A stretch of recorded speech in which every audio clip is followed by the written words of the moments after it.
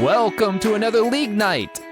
Thank you for everyone who has liked and subscribed. It has really helped our view count. I am Christopher, and this is Roy. We are so happy to have you here today as we're talking about something special. There's been rare and in-between instances where Lorcana has released non-packs. We've been seeing a lot of rumors about the Great Honey Rescue. But first off, let's get some idea. What does it mean? Is releasing something other than packs? We're talking about dials, mats, card sleeves. Don't buy their card sleeves. Trust me. Well, first off, let's talk about Gateway. This was actually the thing that got me into Lorcana, and actually not the first item, non-pack related item they released. I have the box right here. This is kind of what you'd expect. You see this a lot in Pokemon. It's a 2-player version of Lorcana that takes you through how to play. It breaks down a lot of the core mechanics of, hey, here how inking goes and here how this goes. There's a lot of fun fundamentals in little mini games that you play against another person. It comes with a board to like, hey, this is how you should set up your cards. And it came with a bunch of cards that came with it. I think for total, it was like not a lot, like maybe $25, $30. And it didn't come with a lot of legendaries or anything like that, but it did come with, at the time, Rabbit, Merlin, Madam Mim Fox, a lot of core cards that you needed for Blurple. It's kind of the reasons why I enjoyed Blurple so much is from that. The next thing that came out afterwards, well, the thing that came out before, which was not like this, were the Illumineer Quest. There are 2 current ones, Deep Trouble, which is where you fight Ursula, and the next one is the Palace Heist, where you have to fight Jafar. All of the Illumineer Quest in the first set were about this Hexwell Crown that the big baddies were capturing, and they had this unlimited amount of power, and only the Illumineers could go and stop them. If you did not know, there's an actual storyline to Lorcana every set, and it historically has followed the battle for the Hex, for the crown. And after Fable, they actually went a different direction and changed the look and feel. So the first rotation ended the first major storyline, funny enough. So Roy, I know that Magic has had similar type of story-driven things. What was probably your favorite story push that Magic had? My favorite one, it would actually have to be back in the day with Theros, though, which actually provided their own PvE content, though. I don't know if you can still find this deck nowadays, but there's the Face the Hydra deck. So basically, it's a custom-made deck that represents the Hydra, and you basically have to kill the amount of heads, though. And to me, to explain it in a shorthand way, though, it's basically like playing blackjack, basically. But you're just doing multiple heads, though, because you got to eliminate the head, then you got to eliminate the other head. And then it's funny, though, because I was actually running this event when I was working at a card shop, though. And I don't know, I had this feeling like a blackjack dealer because we had people come up and play for packs, though. So people were playing combo decks, aggro decks, control, board wipes, goblins running after everything. So it was compatible for every sort of play. And it was just fun. I hope that more TCGs in general, though, but especially Lorcana provides us more of a PvE situation to where instead of just having the typical one-on-one battles, I would like to see more scenarios like this as far as like co-op, going up against either a big bad or accomplishing a set of quests, or just basically doing the traditional run around the board game thing and complete the objective, though. The concept is excellent, though. In this Hydra mode, so did you basically have to build your own deck, get your own cards, and then there's just you bought the pre-made deck that you had to fight against? No. It was already a pre-made deck, though, so it had a whole bunch of different cards that would do something like, clear the board or grow another head, which is another head, and then you have to basically take down the life points, though. So like you have I think there was 5 life heads, 10 life heads, and 20 life heads, and depending on the difficulty, you either have them start out like that or just randomly draw into them. Was there decks that came with the set that you played with, or No, no? it was Yeah. completely it was a completely standalone deck to play against any sort of deck though. I got comboed out on turn 3 with like a really powerful deck. It was Oh, awesome. nice. Yeah. So I guess that's one difference between the decks here. So we'll start off with Gateway. Gateway, of course, comes with a set of predefined cards, and they're set legal cards. There's nothing unique with them. One interesting thing that Ravensburger has been moving away from is they also came with a pack, which was fun. So you get to at the end open like this pack, and you might get some good cards. Whatever pack luck might happen. And in the other sets, and for context too, for players, this worked very very similarly to how the game the starter decks work, where you get a set of 60 cards and then one random pack. Now they've changed starter decks to have 120 known cards, no random pack, and it comes with both starter decks instead of just buying one starter deck versus another. Great way to kind of bulk out your collection. And all starter decks always come with at least one legendary and either a super rare or a second legendary, depending on the flavor of the deck, and usually some sort of promo. In Lumineer's Quest, they did something interesting. You have your deck of special cards you can't play in Lorcana, but that's just for the baddie. So like your Hydra deck, and these are usually really powerful cards, like a 2 cost 5/6 or something like that. Yeah. Some really really good board wipes, and we'll get into how to play afterwards. But you also come with 2 starter decks, pre-made decks to fight them. So you can come and just buy the quests, and you'll have an entire deck at your disposal. Now, the decks are tuned to certain strengths. None of them had something like Dumbo in it, or well, not the good Dumbo. They had the weaker Dumbo that can give a character maybe flying or something.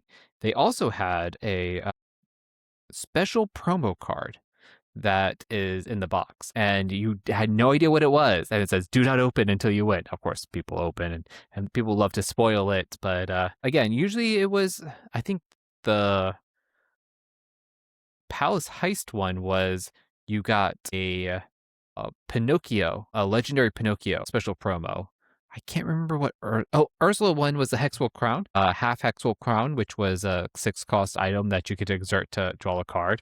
So these are some pretty fun things, but nothing you've ever seen in a meta at all. And they're beautiful cards because again, they're special promo cards that were only available in that set.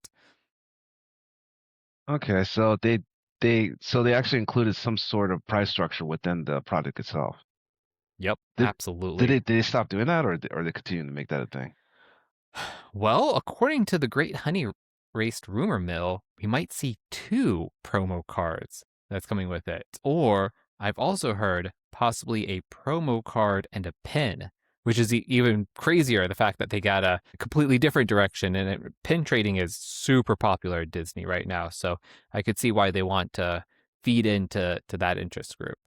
I think they want to hit the demographic that actually hits up like the Disney theme parks. So I'm starting to Yeah. read a lot about. There's a lot of like, just basically people peeking as like, oh, this is my first pre-release though, and I'm going to Disney World. I'm like, whoa. I'm like, okay, so you're going to the source or the source of all this awesomeness though. I'm like, wow, okay. Pick me up a promo mat while you're out there, you know? Absolutely, yeah. I know. I love to. I mean, just the unique mats, and some of the again. Don't buy the card backs. The card backs are absolute trash. Whatever you do, but the other cool things that they do release that's absolutely worth it. Deck boxes are great. They're much more stable, and they still have the cool art. So let's kind of dive into. I have the Palace Heist here. I also have Ursula's Revenge, but the packaging was not nearly as good for Ursula's Revenge. Oh, Uh, okay.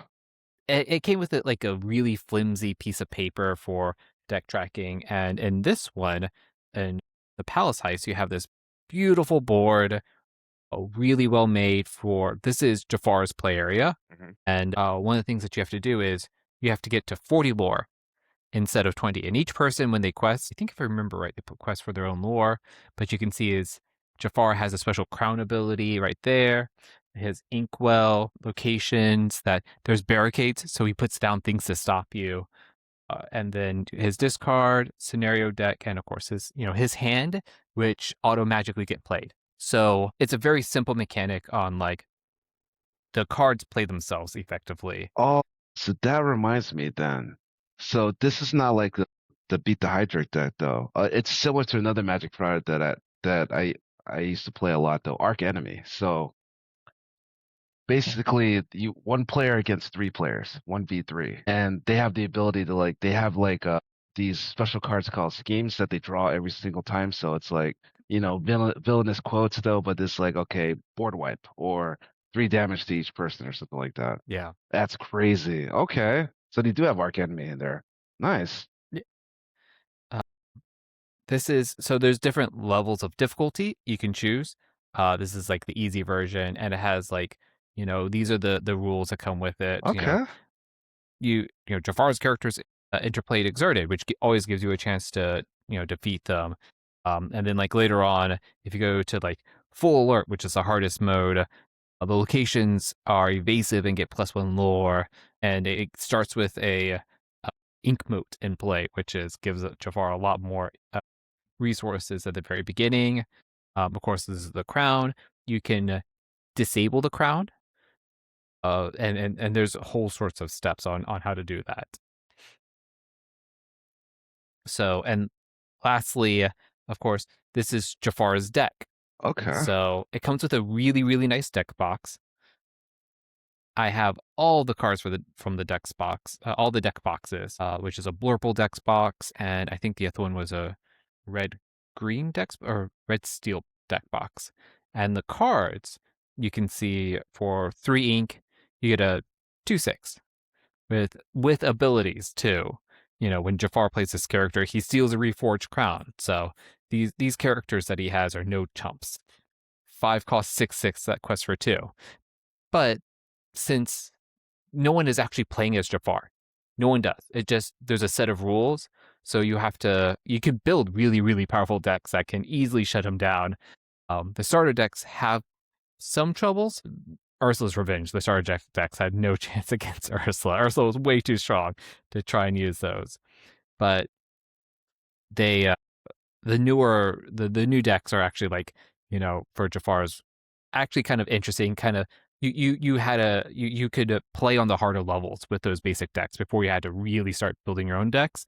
Also, it can support up to 4 players. I know the box says 1 to 2. You just up the difficulty. You up the difficulty enough, and the game's hard enough in order for 4 players to play it. Oh yeah, and like, you could make it like a game board night though. Just literally play Aladdin in the background while you're playing it, have it themed. Oh yeah, yep. On like, yeah, that sounds like a whole night of just pure happiness though. So if you're just sick of like, playing mundane board games, like this is probably like a premier sort of like icebreaker to get somebody into the game, and on top of that, just have a grand old time. Everyone loved them. Every time these were released, audiences were thrilled. We were so pretty much, I guess the tempo of it. Every 4th set, there's been a release. The 4th set, which was the Wild Unknowns, didn't have one, and I guess people were a little bit disappointed to see that. We were really, really hoping to get another one, but it's coming on the 13th set. That should be lucky. But there's also no very obvious storyline this time around for Fable. So I guess you could kind of say like Fable was like the skip set, was an exception for its normal pacing, where it's just kind of a callback to all the cool things they did, no real storyline. And then after Fable, you started going into the detective, the Halloween set, and I don't know if the Halloween set had. I haven't read all the lore off of it yet, so I'm sure there's a bit of a storyline which then plays into Winter Spell, where the vines appear, and of course this next set will wrap up the whole storyline with the vines, with the Attack of the Vines. But I'm trying to remember if I remember any cards in the first in the Halloween set, if there was anything about the vines. Do you remember any of that?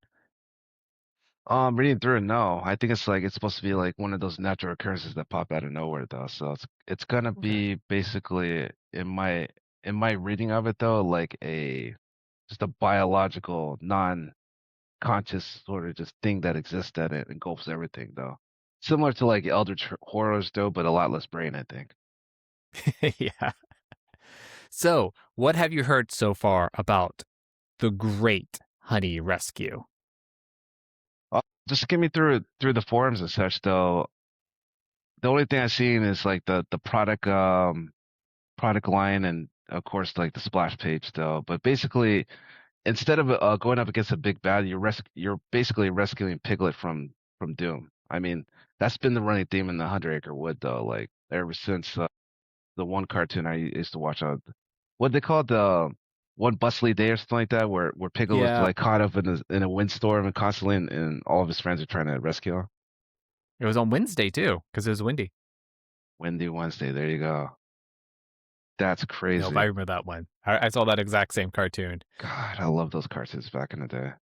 I think I might have to go back and either buy the DVDs or get like VHS tapes if I could find them, though, and just show them to my kid, though. And just relive that magic. Something that I find is interesting about this is some of the reveals. We've actually been seeing Vine cards that aren't from a cartoon, that are just dealing with the storyline. Mhm. Have you seen any of those? As far as like yeah, Disney characters that are being converted to from the Vine and such, though, like of the Vine or something. Is that what Well, you? they're actual just like parts of the Vine are cards. No, I've get out seen of here. I kid you not. I have seen a couple of those. They've been linked on a couple of Discords. I thought that was Give me fake, though. one. I thought Potato Exodia was like fake. Oh, Potato is just for Mr. Potato Head, and but Oh, there's a shift. Mr. Potato Head can shift onto, yes. so that is real. Okay. I mean, so the fact that Mr. Potato Head could shift onto an item potato. I don't know what the potato is for either, which is a whole nother hilarious thing too. Just Look, the like potato right now is a meme, so it's trending like crazy. I love, I love the lo- potato. absolutely love it. I'm going to figure out some deck to make it work in. I do enjoy green, so oh yeah. But I saw, of course, the vine is in the in actual video card art, so you have to defeat these people. Actually, you know what? Posey, this one. Let me send you this to our Discord and let me know. Is this a actual from a TV show or is this just one off? There's a divine character too. Gonna keep looking for it. Yeah, I've been seeing this pop up occasionally. Okay. But the type is Storyborn, so it's not Floodborn. Right? And here they are. Let me just. So Attack of the Vine. It's an actual card too. Okay. Mm-mm.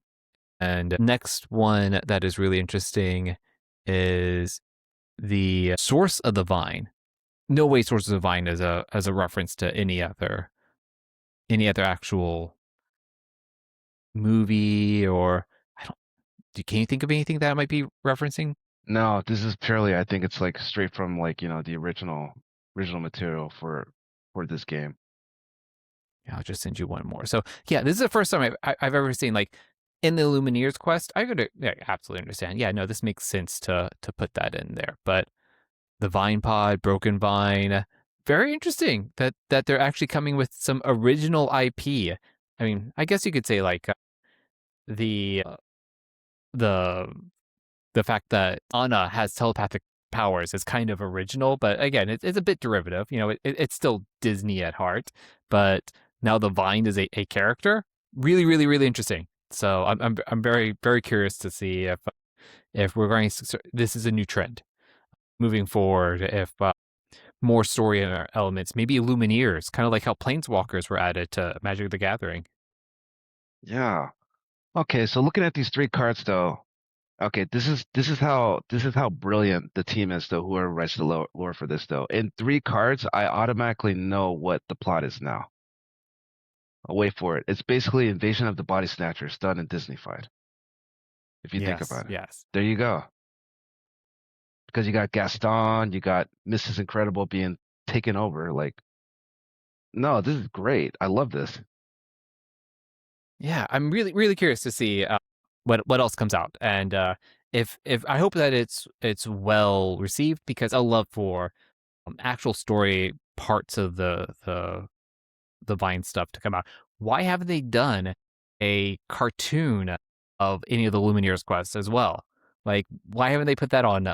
That's a great straight to streaming product right there. It's kind of like, all right, they've been trying to make a Magic the Gathering like Netflix sort of adaptation deal for the longest time though, and it's stuck in production heck. I'm like, okay, why can't they? And it rolls into the same question. Why does it take forever to make video game movies or like video game cartoons though? It's just like there's not enough resources for it. It just takes forever. That's why people create their own like, unique IPs though. But um, I don't know what their resources are at though, but I would actually watch a movie like this though, like a good 45 to 50-minute short movie, just Yeah. explaining and showing all the Illuminators going after it though. Like this is like okay, to me this is kind of like Kingdom Hearts though, but just kind of like maybe the first 30 or 45 minutes of the game itself though, if you catch my drift. No, I absolutely get it. Yeah. And have you seen the Ravensburger old videos that they had for like the really old sets? No, they got trailer promos and stuff. They had trailer promos that highlighted some of the attack of the Ursula and the attack of Jafar, which Okay. then when they came out with the box set of like, oh, you actually get to fight them now, that's so cool. Yeah. It made it that much better. I'll try and find that at one point. Yeah, the old videos for it, they're fun. Yeah, They because didn't spoil that much either. no, that's the perfect thing about these trailers though. They're like, it's like, oh, this big person's coming here, and let me introduce a couple characters, and they just have to be arts on cards though. Yep, So, yep. so I'm assuming they're probably gonna release a trailer for Attack of Divine, huh? I don't think they did one for Wintervale. They didn't do one for Whispers of the Well or Fable. So I think they stopped after. Hmm. They definitely stopped for Fable. It's yeah. Again, why not make a TV series? I would love it.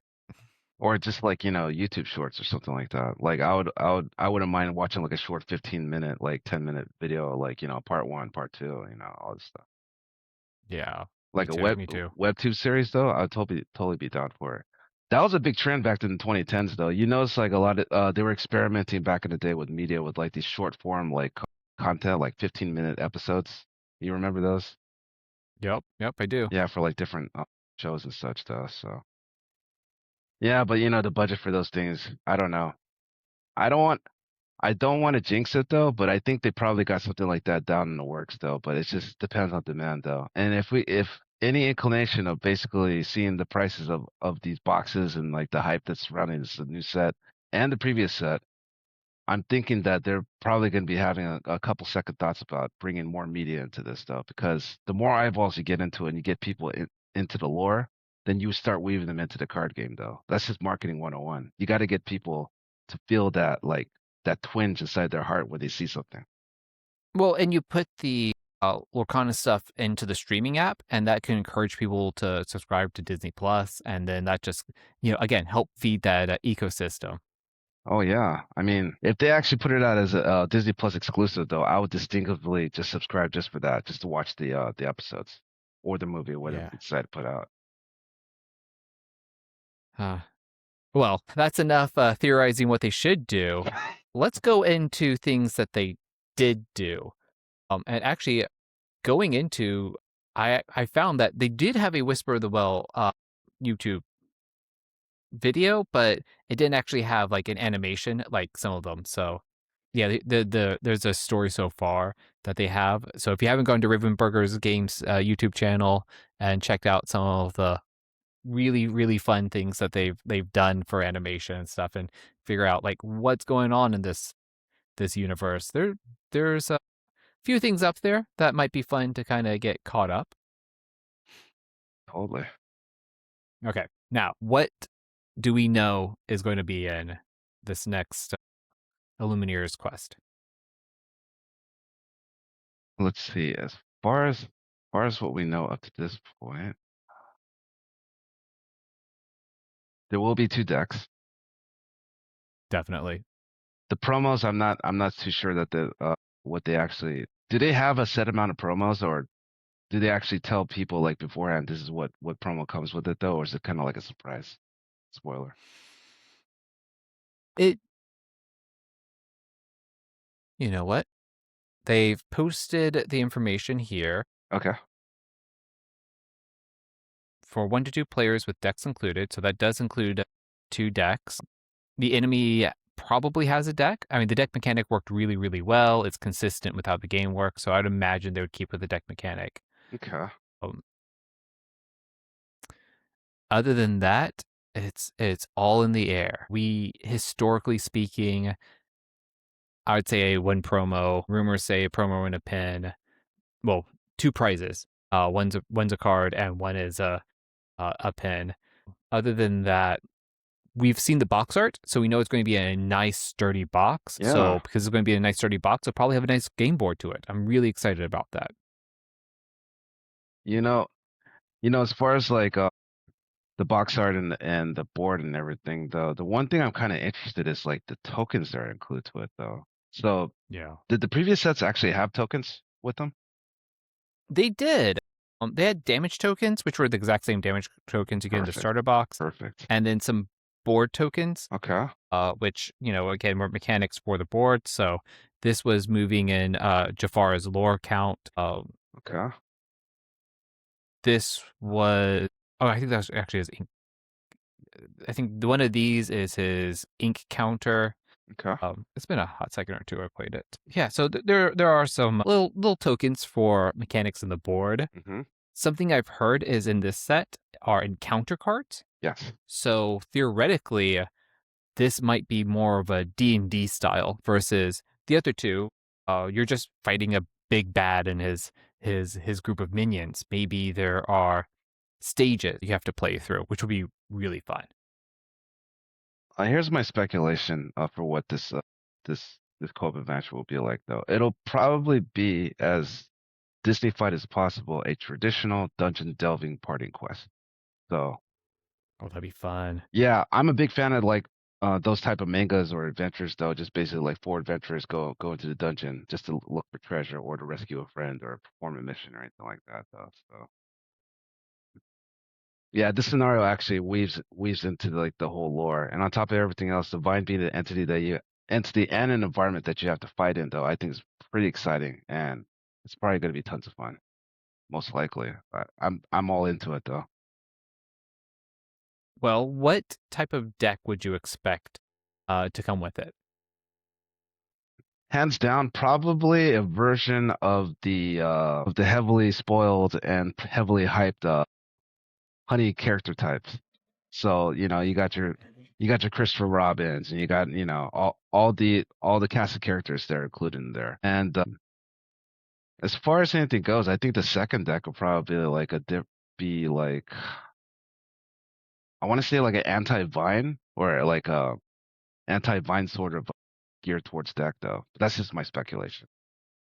I would suspect it'd be a toy deck, something that really, because there's a lot of new Woody and I would say, and it would, take it a step back even further than toys, general Pixar deck, but usually they don't go to theming too deep. Mm-mm.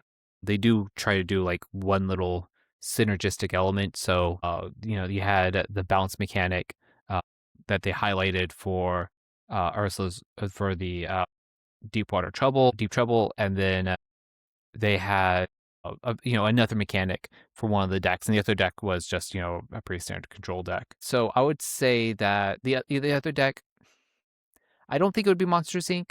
There's too many new Monster Inc. stuff that's coming out, and even though this comes out in Q4, well after the release of this set, we have all the cards for the set for this release hasn't been spoiled yet. So there could be a bunch of new cards that we don't even expect. But I'd imagine a Monster Inc. Which deck would you probably be playing for this quest? Oh, I'm playing the Honey Quest deck, basically.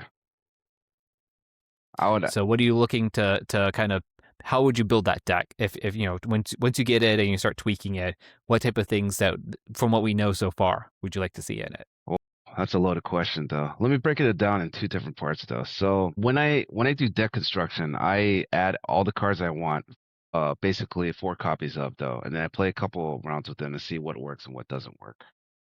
So initially from the jump, I already see a couple of creature. Sorry, I already see a couple of creature and character synergies though. So off the bat, turn one Rue, turn two Owl. So turn one Rue is a 1/1 ward for one, basic, right? And then on turn two, when you drop down Owl, if you have another honey character in play though, Owl gets +2 resist, and if you have another honey character in play, Rue has evasive as well. So the early game is like it's stacked because you could either start out with that combination or you could either start out with Piglet and the Honey Wizard, not the original one, but the 3-drop one. And you have to understand like this is too aggro because Mm-hmm. the best cards in the deck though are basically mid-range though. So you're gonna have to even it out 100%. So after that, I'm trying to see, okay, then what's the follow-up on this though? It's like, well, you need somebody to protect though. That's where Rabbit and Gopher comes in. Basically, they come into play exerted. Rabbit has bodyguard, just like a typical paladin is supposed to protect your other smaller characters, and Gopher increases the resist of all your characters when it's exerted though. So it's that damage reduction. So it's pretty powerful against spot removal. And on top of that, it's very powerful against like I've cranked out, I think on average 6 to 8 lore within the first 3 turns though, and that's like a really good starting point to go. Then comes a follow-up, which has devastated me repeatedly. So I play against a couple of control decks though, and they play Spooky Sight, so I gotta wait for a follow-up on that, and that's the hole I'm missing right now. So the hole now that I actually pivoted to from aggro deck, I pivoted to a mid-range deck that has various synergistics though. Everybody's hyping up Kanga right now, and I agree with everybody. A Singer 5 at 3, or is it? She's at 3, right? Yeah. 3 CMC, Yep. 3 costing 5, yeah. Sing 5 though. So what does that limit you? Well, then you got to start looking at cards that are songs that are 5 CMC or less. What's the first thing that Let comes? It Go. That's a classic. There you go. You're adding 4 copies of that.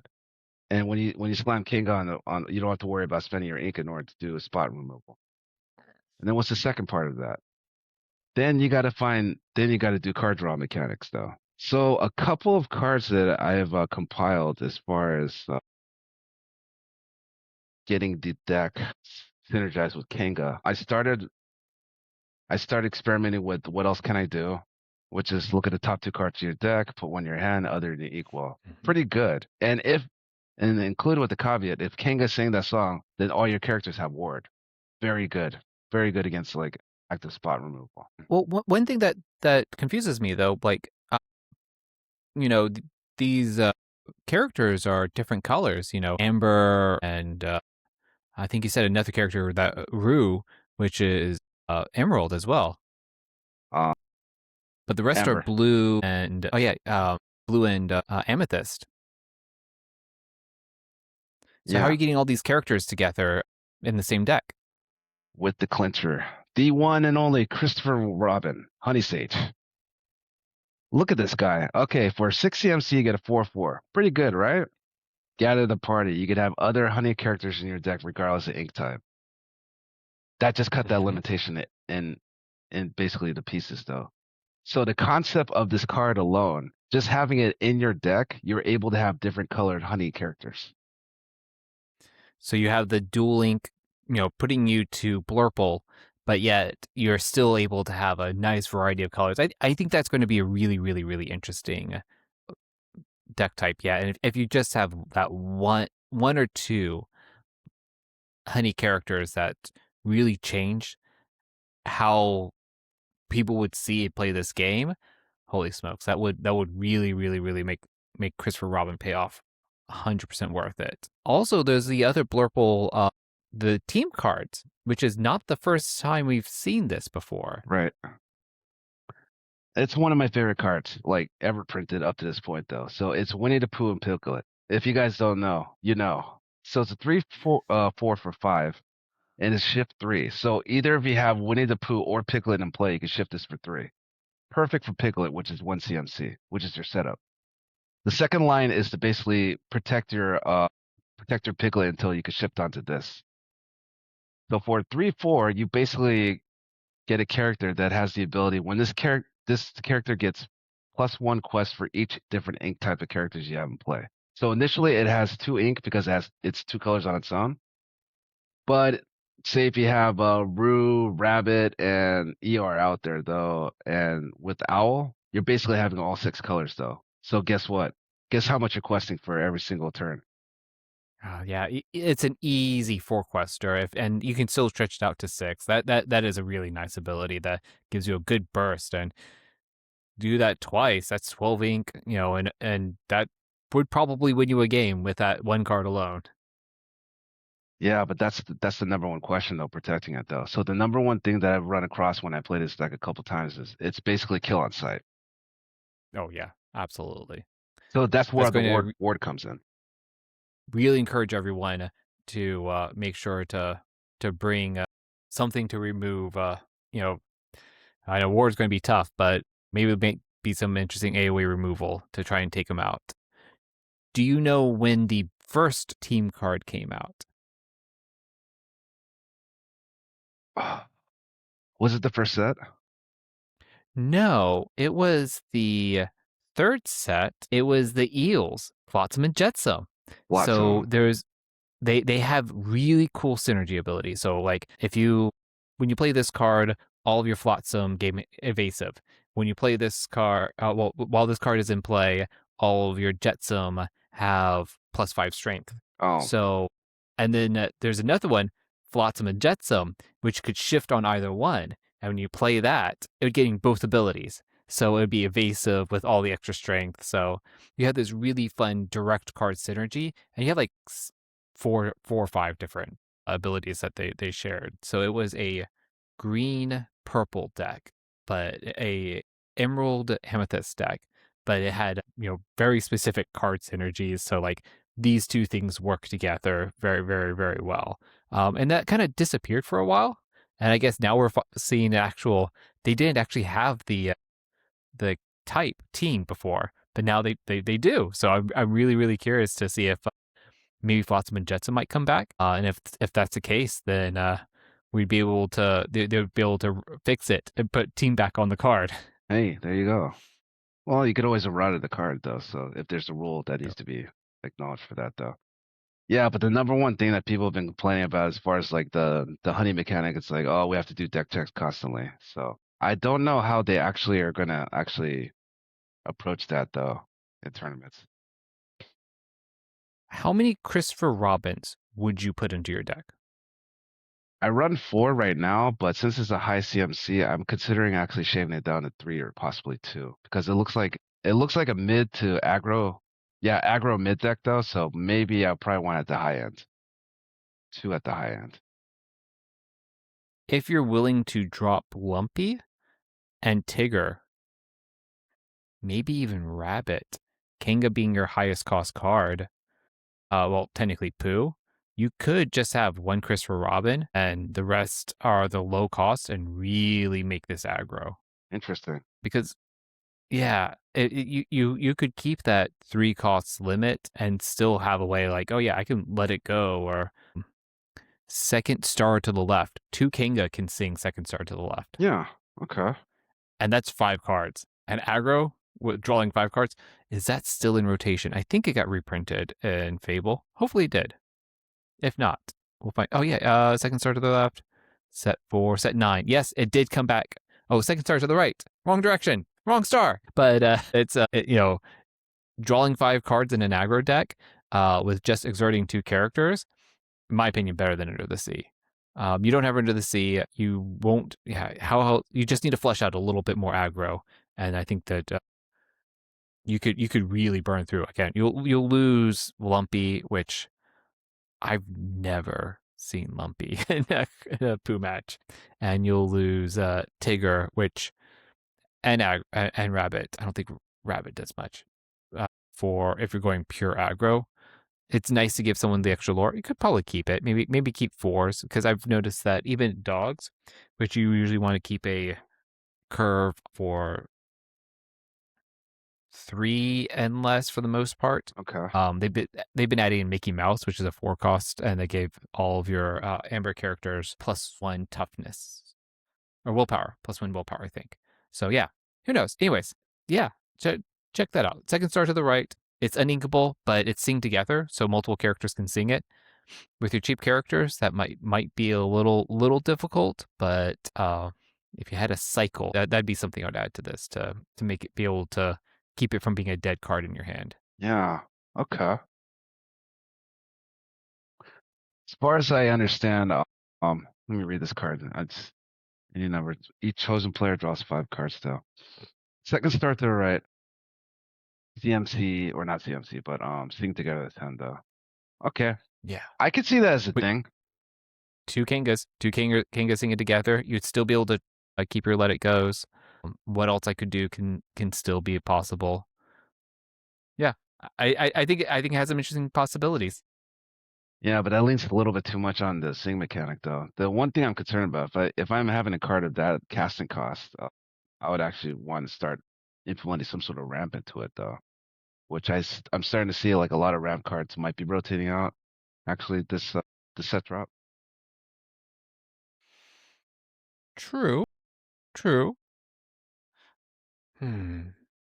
Here's the thing that I've actually looked at as set releases though during my research though. I feel like the way these sets are designed is that they will go heavy on a theme 75%. And then for some reason in the next set they'll from the remaining set they'll have 25% more of the cards that supports that previous thing. One example of that is you remember the robot Sapphire deck I was building, right? Yes, I do. And they're coming out with a couple more cards for that deck now. Yep. So I think they're coming out with another one of the big bot, Omnibots too. yeah, the big Omni one and the smaller medium sized one though. So that might actually be a deck here pretty soon. I don't know. So maybe we have to wait until another set in order to flesh out the whole honey thing because there might be other cards that might be printed in the next set. I mean, they have to have some more things for that Illumineer's quest. There's got to be like some new something to make that more viable, or I guess more powerful. Other than and at that point, you get a really clear direction. Okay, should I go aggro? Should I go control? But yeah, if you just get some more singers on that or shift target. I mean, shifting is a great way to sing something because you pay 3 cost, but they're technically 5 cost, and that's a good way to sing something. Interesting. I might start looking at singers that are core in Infinity. I'll check it out though because that seems to be powerful in Infinity right now. Like the Amber Steel deck, the Amber Steel Song deck. So maybe I'll borrow some I'm surprised elements. they don't run mob songs with like you have some a 3 cost singer 7 now, or well 4 cost singer 7 definitely you always had, but and that really easy to get a mob song off doing 3 damage to 3 things, and that hits very well to those medium toughness creatures that people are having problems with. Hmm. Okay. You give me a lot to think about today. Well, since we've thought about the Lumineers quest, let's go ahead and open up a cold one and see what we get.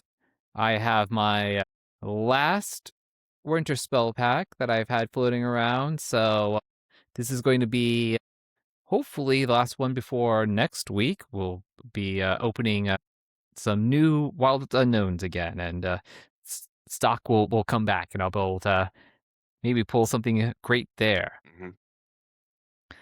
All right. In this set, I like it then, unlike Pokemon cards where you have to shuffle the cards. You can just pull straight from the beginning. Okay. So first we have an Akoma, Negaduck, Snowball Fight, Pua, Scrooge McDuck, Duckwing Duck. Rafiki's Rafiki's support staff. staff. Yeah. Another Scrooge's Counting House. That's a fun set. Duckwing's gas device. And for our first rare, we have Willie the Giant. Yep, the Ghost of Christmas Present. And our second one, we have a Mystic Inkcaster.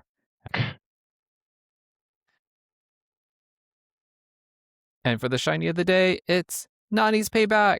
I have to say, Nani's Payback, underrated card. Just not the control that we need, but being able to do some damage control. Each opponent loses lore equal to a damage on a chosen character of yours. I think that's a great control card. Nice. All right, Roy, what do you have? I got Wilds Unknown. That's a good stuff. Very hard to come by, especially nowadays.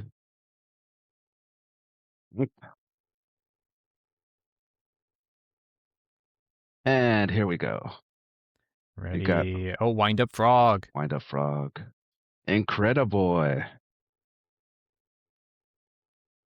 The Witch. Super Relocation Program. Prince Charming. How charming. Very charming. We got Little Woody.